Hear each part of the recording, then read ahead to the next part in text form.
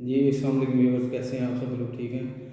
मैं जिन्हें इश्तियाक हूँ और आप मेरा यूट्यूब चैनल देख रहे हैं।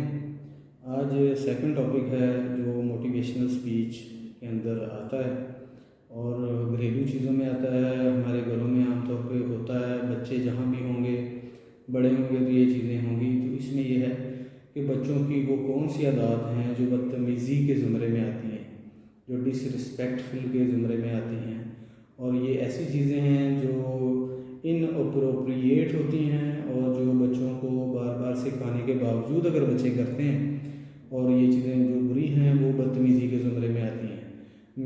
इट मीन्स कि अगर वो कोई बच्चा आपके साथ या आपके किसी बड़े के साथ या घर में बुज़ुर्गों के साथ वो टोन यूज़ करता है, जो लहजा यूज़ करता है, जो एटीट्यूड यूज़ करता है, तो वो अच्छे तरीके से यूज़ करता है या लाउडली यूज़ कर रहा है या एग्रेसिवपन उसमें आ रहा है, ये सारी चीज़ें बदतमीज़ी के ज़ुमरे में हैं।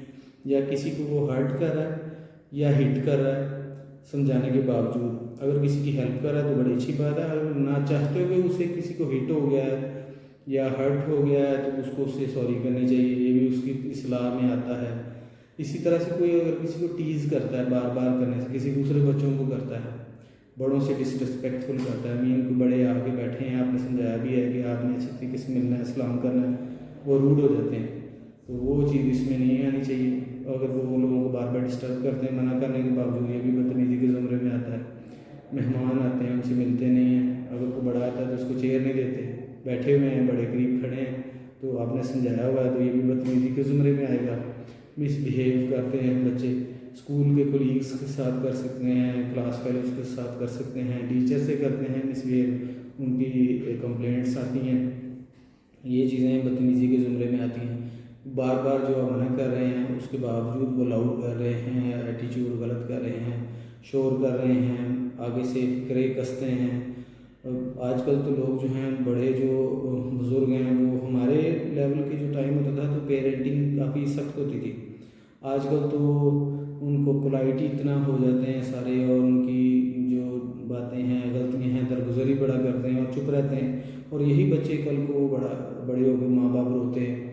लोग वन व्हीलिंग कर रहे हैं, सड़कों पे छेड़ रहे हैं, लड़कियों को छेड़ रहे हैं, किसी का नुकसान कर रहे हैं, तो ये सारी बदतमीज़ियाँ ही हैं। जो पेरेंटिंग आप सख्ती में नहीं करेंगे तो उनको अच्छे तरीके से समझाएंगे आप उनको, ये नहीं कि वो लोगों से सीख के आ जाए।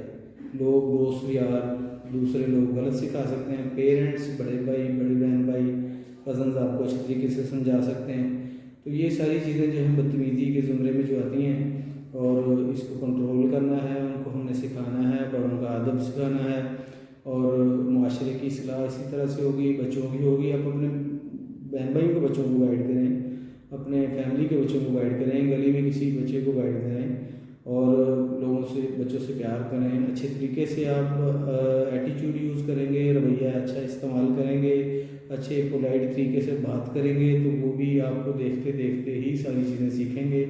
और इसमें जो भी माशरे में सारी चीज़ें अच्छी तरह से उनको ब्रीफ करें। जो बड़े बच्चे होते हैं उनको केस स्टडी करवाएंगे, इस तरह से केस स्टडी होता है, इसका कंक्लूजन निकालें, तो वो बच्चे इस तरह से सीखते हैं। जो बदतमीज़ियाँ जो हैं वो दूसरों बच्चों को भी वो रोकें, उनको गाइड करें कि आपने लोगों को भी इस्लाह करनी है। अगर किसी को, कोई दूसरा बच्चा किसी और बच्चे को नुकसान पहुँचा रहा है तो आपका काम है उसको रोकना। तो ये सारी चीज़ें जो हैं, एग्रेसिवपन ख़त्म हो जाएगा, रिस्पेक्ट एक दूसरे की करेंगे, एक दूसरे को चॉइस अच्छी वर्ड्स की सिखाएं, वो बच्चों के लिए बड़ी ज़रूरी है। तो ये सारी चीज़ें जो हैं, परेशान नहीं होना चाहिए। उनको आप गाइड नहीं करेंगे तो कौन गाइड करेगा। अच्छे तरीके से, अगर कोई बच्चा गलत बदतमीज़ी कर रहा है तो उसको सबके सामने ना डांटे, उसको लहदा से ले जाके आप लहदा से किसी और वक्त आप समझा सकते हैं। तो माँ बाप दोनों को ही अच्छी तरीके से पेरेंटिंग करनी चाहिए। ये नहीं कि माँ कर रही है तो बाप आराम से बैठा है, बाप सख्त है तो माँ बड़ी पोलाइट है। अगर कोई गलती हो रही है तो शेल्टर नहीं देना, अच्छे तरीके से समझाना है उसको, बच्चे को नुकसान नहीं पहुँचाना। तो ये था व्यूअर, ये सेकंड मोटिवेशनल स्पीच थी जो डिस्कशन मैंने की, ये आपके लिए फ्रूटफुल होगी। मेरे इस चैनल को सब्सक्राइब करें, शेयर करें, कमेंट्स करें। जिन्हें इश्तियाक सानी को अस्सलाम वालेकुम।